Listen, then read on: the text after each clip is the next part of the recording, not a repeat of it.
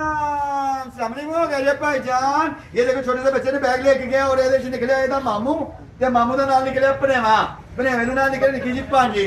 ਤੇ ਆ ਲੈ ਕੇ ਜਾਣਾ 1800 ਦਾ ਕੁਛ ਜਿਹਾ ਬੈਗ ਪਿਆ ਜੇ। ਠੀਕ ਹੈ ਤੇ ਇਹ ਪਿਆ ਜੇ 1400 ਰੁਪਏ ਦਾ ਬੈਗ। ਇਹ ਫਾ ਪੈਟਰੋਲ ਫਾ ਲੱਗ ਗਿਆ ਫਾ।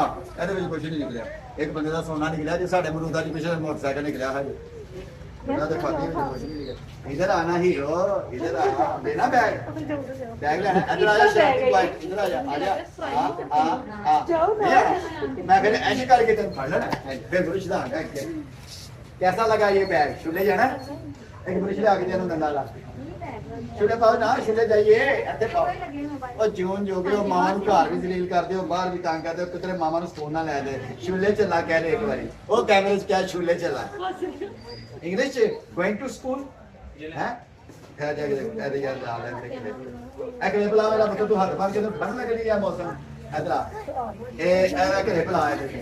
अच्छा जी एक ये बैग दो कितने से बने पाए शर्मांदे पे किधर लगे 1800 रुपए ਦੇ ਦੋ ਬੈਗ ਬਣੇ ਨੇ। ਸਨੈਚਰ ਸਕੈਚਰ ਤੇ LOL ਦਾ ਬੈਗ। LOL ਬੈਗ ਤੁਹਾਨੂੰ ਨਹੀਂ ਪਤਾ ਕਿੰਨੇ ਦਾ ਹੁੰਦਾ ਹੈ। 17000 रुपए का बैग है।